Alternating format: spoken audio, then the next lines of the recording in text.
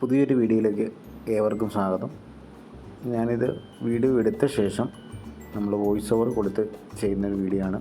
കുറച്ച് കാര്യങ്ങളൊക്കെ പറയാനായിട്ട് ഞാൻ എൻ്റെ ഇലക്ട്രിക് ബൈക്ക് കംപ്ലൈൻ്റ് ആയിട്ട് നന്നാക്കാൻ കൊടുത്ത കാര്യം പറഞ്ഞിരുന്നു. ഏതാണ്ട് ഒരു മാസം മുമ്പാണ് അതിൻ്റെ കാര്യങ്ങൾ സൂചിപ്പിച്ചുകൊണ്ടുള്ള വീഡിയോ ഇട്ടത്. അത് ഞാൻ ഇതിൻ്റെ കൂടെ തന്നെ അതിൻ്റെ ലിങ്ക് ഞാൻ ചേർക്കാം. ഞാൻ ആലുവയിലെ ഒരു ഷോറൂമിലാണ് നമ്മൾ വണ്ടി കൊടുത്തത്. അവിടെയാണ് ഇപ്പോൾ നിലവിൽ ഈ നമ്മുടെ വണ്ടിക്ക് റിവോൾട്ട് എന്നാണ് പേര്, സർവീസ് ഉള്ളത്. ഞാൻ അവിടെ കൊണ്ടുപോയി വണ്ടി കൊടുത്തു. അപ്പോൾ അവരെന്നോട് കാര്യങ്ങളൊക്കെ ചോദിച്ചു, എല്ലാം പറഞ്ഞു, എഴുതി കൊടുത്തു.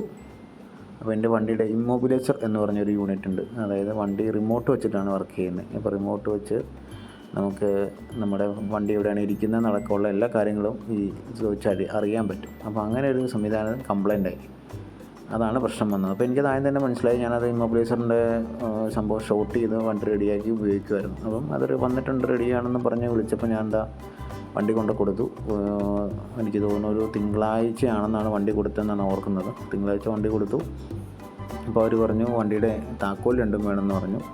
താക്കോൽ എന്ന് ഉദ്ദേശിച്ച റിമോട്ടാണ്. അപ്പോൾ 2 റിമോട്ടിൻ്റെ ഒരു റിമോട്ട് ഓൾറെഡി തന്നെ നേരത്തെ തന്നെ പോയിരുന്നു. അപ്പോൾ ഞാനങ്ങനെ ആ കാര്യങ്ങളൊക്കെ പറഞ്ഞിട്ട് അവർക്ക് വിശ്വസിക്കാൻ പറ്റുന്നില്ല. അപ്പം ഞാൻ വണ്ടി എടുത്ത ശേഷം ഏതാണ്ട് ഒരു 3-4 മാസം കഴിഞ്ഞപ്പോൾ തന്നെ എന്നെ ഒരു വണ്ടിയുടെ ഒരു റിമോട്ട് പോയിരുന്നു. 2 റിമോട്ടാണ് നമുക്ക് മേടിക്കുമ്പോൾ കിട്ടുന്നത്. ഞാൻ റിമോട്ട് ഞാൻ ഈ വീഡിയോയുടെ അവസാനം കാണിക്കുക എങ്ങനെയാണ് റിമോട്ട് ഇരിക്കുന്നത് എന്നുള്ളത്. അപ്പോൾ അതിനുശേഷം 1 മാസത്തോളം വെയിറ്റ് ചെയ്തിട്ട് എനിക്ക് അന്ന് കാഞ്ഞിരടുത്ത ഒരു പരിപാടിക്ക് വേണ്ടി പോയപ്പോഴാണ് വണ്ടി വഴിക്കാവുന്നത്. അപ്പോൾ ഞാനത് അന്നവിടെ വണ്ടി വെച്ചിട്ട് ഇവിടുന്ന് സർവീസിൻ്റെ സെൻറ്ററിൽ നിന്ന് ആൾ വന്നിട്ടാണ് റെഡിയാക്കി തന്നത്. അപ്പോൾ അങ്ങനെ കിട്ടിയ വണ്ടി നമുക്ക് അന്ന് ഒരു റിമോട്ടാണ് അവർ തന്നത്. 2 റിമോട്ട് തന്നിട്ടില്ല എന്നുള്ള കാര്യം ഞാൻ അവരോട് വ്യക്തമായിട്ട് പറയുകയും ചെയ്തു. പക്ഷെ അവരത് വിശ്വസിക്കാൻ തയ്യാറില്ല. അവരങ്ങനെയാണ്, മറ്റേതാണ്, മറിച്ചാണ് എന്നൊക്കെ പറഞ്ഞ് പിന്നീട് എനിക്ക് ഇതിനു വേണ്ടി പേയ്മെൻറ്റ് ഏതാണ്ട് ഒരു 5300 രൂപ. അപ്പോൾ ഇതിൻ്റെ പേയ്മെൻറ്റ് കൂടാതെ ചെറിയ സർവീസിൻ്റെ പൈസ എല്ലാം കൂടെ ചേർന്ന് അടയ്ക്കേണ്ടി വന്നു. അപ്പം ഇതൊക്കെയാണ് നിലവിൽ ഇവിടുത്തെ പ്രശ്നങ്ങൾ. അപ്പം നമുക്ക് അതിന് ശേഷം നമ്മൾ ചാർജർ അവിടെ കൊടുത്തിരുന്നു. ചാർജർ എടുക്കാനായിട്ട് അതിൻ്റെ പ്രശ്നം വന്നു. പിന്നെ അതും വേണ്ടി ഞാൻ 1/4 മണിക്കൂറോടെ കാത്തിരിക്കേണ്ടി വന്നു. ആ ചാർജർ എടുത്തു വെച്ച് ആൾ പുറത്ത് വയ്ക്കുമായിരുന്നു. വണ്ടി തിരിച്ചെടുക്കാനായിട്ട് പോകുമ്പോൾ ഉള്ള കാഴ്ചകളാണ് കേട്ടോ ഈ കാണുന്നത്.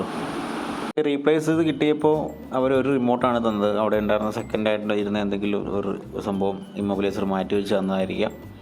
അല്ലെങ്കിൽ അവർ ഒരു റിമോട്ട് തരാൻ മറന്നു പോയതായിരിക്കാം. എന്താണ് സംഭവിച്ചതെന്ന് എനിക്ക് കൃത്യമായിട്ട് അറിയില്ല. അവരെന്തായാലും റിമോട്ട് 2 തന്നിട്ടില്ല. അപ്പോൾ ഈ 2 റിമോട്ട് വെച്ചിട്ടാണ് ഇത് ഓപ്പറേറ്റ് ചെയ്യുന്നത്. അപ്പോൾ ഒരു റിമോട്ട് കൊടുത്തു കഴിഞ്ഞാൽ കമ്പനി അതിന് ഗ്യാരണ്ടി തരില്ല, അത് റീപ്ലേസ് ചെയ്ത് തരില്ല എന്നാണ് അവർ പറയുന്നത്.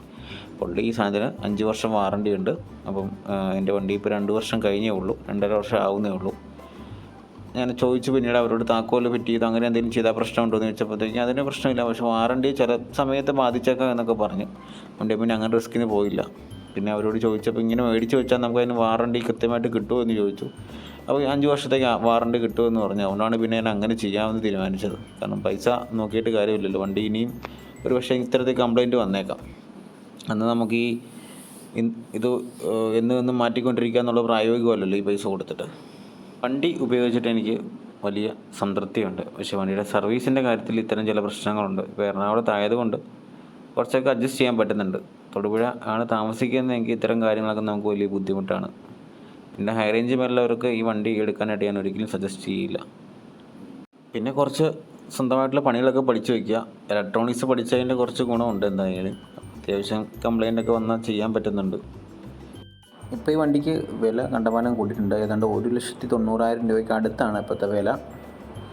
പിന്നീട് ഗ്യാരണ്ടിയൊക്കെ കുറച്ചിട്ടുണ്ട്. ബാറ്ററിയുടെ വാറണ്ടി അടക്കം 3 വർഷമാക്കി കുറച്ചിട്ടുണ്ട്. അപ്പം ഇനി വണ്ടി എടുക്കാൻ ലാഭമാണോ എന്ന് ചോദിച്ചാൽ എനിക്കൊരിക്കലും ലാഭമായിട്ട് തോന്നിയിട്ടില്ല. ഒന്നാമത് ഇതിന് സ്ലോ ചാർജിങ് മാത്രമേ ഉള്ളൂ, ഫാസ്റ്റ് ചാർജിങ്ങും ഇല്ല. അത്തരത്തിൽ ചാർജ് ചെയ്താൽ പോലും എനിക്കൊക്കെ കിട്ടുന്ന ഒരു റേഞ്ച് എന്ന് പറഞ്ഞാൽ ആക്ച്വലി ഒരു 80-90 കിട്ടുന്നത്. അത് നമ്മൾ സൂക്ഷിച്ചൊക്കെ ഓടിച്ചാൽ മാത്രമാണ് അത്രയ്ക്ക് കിട്ടത്തുള്ളൂ. എന്നിട്ട് കറണ്ട് ബില്ലെന്ന് പറഞ്ഞാൽ നമുക്കൊരു ആവറേജ് ഒരു 2 മാസത്തേക്ക് ഒരു 500 രൂപയാണ് മാക്സിമം വരുന്നുള്ളൂ. നല്ല ഉയരം ഉണ്ടായിട്ട് വണ്ടി ഉപയോഗിക്കാനൊക്കെ സുഖമാണ്. പുറകെ കയറാൻ ഇച്ചിരി ബുദ്ധിമുട്ടൊക്കെ ഉണ്ട്. പക്ഷേ എങ്കിലും ഞാൻ സംതൃപ്തനാണ് ഇത്തരം ചില പ്രശ്നങ്ങൾ ഒഴിച്ചു നിർത്തിയാൽ. അപ്പോൾ അടുത്ത വീഡിയോ ആയിട്ട് കാണാം. നന്ദി.